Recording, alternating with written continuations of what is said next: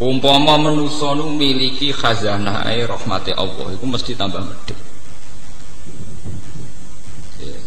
Artinya wong tambah sugih mesti tambah medhit. Senajan to medhite wong sugih kuwi jek luwih akeh timbang lumane wong melarat. Angger. Medhite wong sugih nasional iku nak bayar zakat jek sak miliar. Lumane wong melarat ya ora tau zakat.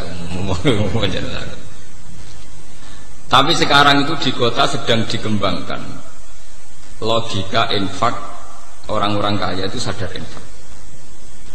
Makanya sekarang itu donatur-donatur kota itu sedang mengembangkan lembaga-lembaga agama itu sehat semua. Karena memang sekarang itu trennya itu baru sadar-sadarnya orang kaya mau zakat, mau infak. Secara nasional wonten rumah zakat, ya, tenggene Jakarta wonten basis badan infak dan apa? Zakat. Dan lembaga-lembaga kayak di Universitas Islam Indonesia atau UGM yang wonten lazis lembaga infak dan apa? Zakat. Terus rumah zakat, basis dan sebagainya. Itu keberhasilan ulama atau orang-orang baik, ya ulama atau ustadz atau orang-orang baik untuk memberi penyadaran sama orang-orang kaya. Logika penyadarannya itu mudah sebenarnya. Kalau kita mau berpikir serius itu mudah. Begini. Orang itu kalau punya mobil Mercy, ada mobil Mercy segregane setengah miliar nopo sak miliar. Niku untuk perawatan niku kena nggo makani cah yatim 10. Kok oli ini mobil Mercy 500.000 piro. Paham? Engko tuku bensinnya 1 liter sing super nopo niku ya larang. Semua peralatannya. Apalagi orang-orang kaya yang punya selera aneh, misalnya ngrumat bulldog atau herder. Niku jatah dagingnya itu 1 hari 5 kilo. Iku ngrumat cah yatim itu. Lah nek di herder sing sedina entek daging 5 kilo, niku artinya nak 50.000 mun 250.000 ping sak wulan terus. Nggo ngrumat apa? Herder. Kalau orang-orang kaya kota itu kan anak-anak kadang punya kebun binatang mini dan itu artinya biayanya apa? Tinggi, ya. Sekarang tuh alhamdulillah di Jakarta, di Jogja, di mana-mana orang-orang kaya yang punya selera aneh-aneh itu memang tetap dilakukan, selera anehnya tetap dilakukan. Tapi mereka sudah membandingkan dengan andekan itu disumbangkan pada fakir miskin atau pada yayasan Islam. Artinya tingkat keborosannya untuk hal-hal yang kayak begitu diinfakkan sama fakir miskin atau yayasan. Dan itu yang sekarang baru digarap kayak Ustadz Mansur. Dengan banyak bikin pondok tahfidzul Quran, terus ya banyaklah orang-orang yang menggalang dana dari donatur-donatur yang cara berpikir sekarang sudah mulai benar, yaitu dibandingkan kayak begitu. Mereka wong sugih niku nak mboten diingatkan begitu, biaya untuk asetnya itu lebih tinggi ketimbang napa umpama dienggo ngrumat sinten fakir napa miskin. Mungkin jenengan bayangno uang rumat mobil senilai 1 miliar itu putaran perawatannya itu 1 bulan minimal masih 2 juta. Gue merumat apa? Nah itu gue juga sedekah itu manfaatnya buat karuan. Karena tidak mungkin mobil harga 1 miliar kok oli deh harga ning dalan. Pasti kita tamu kita nih selawe urang betul. Nah sekarang alhamdulillah kesadaran itu ada. Tapi tetap saja ketika ada pangeran, kalau kamu yang menguasai aset dunia ini, tentu kamu akan takut lamsaktum khosyatal apa? Infak. Nah, sekarang tuh orang-orang tuh tertipu, karena sekarang ada lembaga-lembaga donor, misalnya kayak orang-orang kaya di Amerika, di Eropa, itu mereka memang ada donor. Kalau ada gempa, ada tsunami, nyumbang sampai miliar. Tapi mereka itu dapat uang dari karena menggarap aset-aset kita. Misalnya Amerika nggarap Exxon Mobil di Indonesia, nggarap berbagai perminyakan di Indonesia, Freeport dan sebagainya. Memang ada dana safety net, dana sosial. Ya dan memang miliaran karena dari aset triliunan tentu Sementara kita singgung mau dunia juga separuh aja, ijek orang pula wong dunia Indo yang besar kata tiga separuh mau selawe Tapi ini jadi pelajaran kita. Mana kalau matur nuwun ya, sampai tiang-tiang kota sing menggalang itu.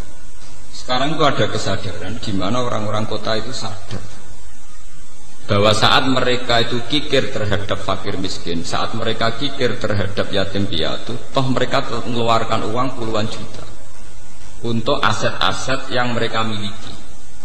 Pemenang saya sing nak di selera aneh-aneh itu tadi kayak merawat mobil mewah itu ya biayanya tinggi. Merawat benda-benda seni itu juga biayanya apa? Tinggi. Pemenang wong kota sing di selera mobil mewah sitok Alphard 1 miliar. Wis ngono dia mobil antik 5. Boleh suku cadangnya tok ning Jerman. Bahwa itu biayanya berapa untuk memenuhi apa? Seleranya. Tentu karena putaran biayanya tinggi, mereka pasti amsaktum khasyatal infaq. Nak duit ku 1 juta tak kena fakir miskin. Yang kok nak tuku oline Alphard piye? Nak tuku oline Mercy piye? Bahkan apa sudah kon fakir miskin ra sidol, engko herderku gak mangan sedina entek daging 4 kilo. Wong fakir miskin kok dibandingin apa? Herder. Paham ini penting kalau terangkan. Makanya pentingnya umat Islam punya ketegasan hukum. Niku kados tengene fikih-fikih. Ngerawat hewan sing gak jelas manfaatnya harus divonis haram. Karena efeknya nanti orang tidak peduli. Efeknya orang tidak apa? Tidak peduli. Misalnya ini sampean delok mau. Wong lagi duwe sapi, kowe ora tau ngedusi anake, malah esuk ngedusi sapi. Lha iku kan mboten sadu-adu. Paham ya? Wong seneng manuk perkutut, esuk-esuk dilapi, wandange dilapi, padahal anake ibu kompol dibeno. Tapi nak telek perkutut, wis esuk napa? Steril. Artinya betapa manusia itu mudah lupa. Berduwe mainan di kesenangan wis. Begitu juga menyangkut dunia sepele, kok tiang-tiang melarat niku rak mestine kudu sayang mbek anak. Iki gara-gara gelas dipecahno anake, anak ditabuk. Gelas regane mok 2000. Jiwet anaknya ditabuki mau anak meriang prek sontek 200 mulai kedunya nomor gelas pecah. Nah kalau tak haram lah tenan bojo kula nyentak anak perkara gelas pecah TV mana ada gelas TV pecah kira-kira rata sentuh. Mosok anak kok dibandingno TV, anak kok dibandingno gel. Ya itu tadi karena kita merasa memiliki. Jadi cara ilmu hikam, cara tasawuf, kenapa terjadi khasyatan infak? Karena salahnya kamu tamlikuna khazaina rahmatir rabbi. Kamu merasa memiliki. Jadi awal dari kamu kikir karena merasa memiliki.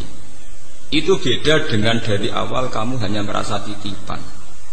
Merasa itu milik Allah yang diamanatkan ke kamu. Karena itu bisa merekonstruksi, bisa merubah pola pikir Anda. Misalnya sama di duit, merasa itu mau titipane pangeran, wae pangeran. Tentu cara kamu berpikir wa fi amwalihim haqqul lisaili wal mahrum, bahwa dalam harta yang kita miliki ada hak bagi orang lain. Tapi kan kita terbiasa dengan bahasa keangkuhan, ini milik saya, hak saya. Paham ya? Makanya cara ilmu tasawuf, wong nak salah awalnya mesti salah murine. Sing disebut al bidayah lahiyan nihayah. Al bidayah lahiyan nihayah. Kawitane perkara mesti dadi akhire perkara. Sampeyan nak duwe dhuwit 50.000 dari awal ngrasa wae pangeran mau titipan. Iku lomo ya gampang. Tapi nak dari awal ngrasa wae ya aneh. Sampeyan dadi kiai nek ana santri kirimane pangeran, cek bubar cek apa ya enteng. Dhisik sing nekakno pangeran sik isi bubar pangeran. Tapi nak ngrasa wae ngaji kiai iki godhinge ra karuan. Terus meriang. Mergo ngrasa wae, dadi iku ya ana asal usule, wong medhit, wong drengki ya ana napa? Asal usule. Paham ya? Ngrumat anak bojo ki ngoten. Kula niku nganggep bojo kula ya amanate pangeran sing dititipno kula kan ngrumat anak nggih. Sehingga tingkat otoriter kita, tingkat otoritas tertinggi kita, tingkat otoriter ya sifat-sifat menang sendiri ya aku. Yo aku diamanati ke otoriter. Coba kalau itu kamu wong wedok wani wong lanang. Wong lanang pemimpin tertinggi. Oh, terus saya naik dhewe. Makanya itu ada orang salah langkah itu ya dari awalnya cara berpikir salah. Makanya kalau maknanya mau tamlikuna khazaina rahmatir rabbi ngrasa duwe. Sebenarnya dia tidak pernah punya tapi ngrasa napa? Ngrasa. Coba kalau zaman Kanjeng Nabi, Kanjeng Nabi nak nglatih wong lomo itu gampang. Banyak Nabi wong pinter, tidak nglatih. Misalnya ada cerita gini, ini jadi pelajaran bagi kita. Suatu saat Nabi itu tanya Aisyah, Aisyah, saya ingin sarapan dengan daging yang tadi. Jadi Aisyah, Wah muntelas ya Rasulullah, daging yang tadi sudah saya kasihkan fakir miskin. Jadi kanjeng Nabi, kowe salah Aisyah. Sing mbok kekno sing ijek. Jadi alhamdulillah saja ono sing ijek. Artinya kalau daging itu dimakan untuk kepentingan pribadi,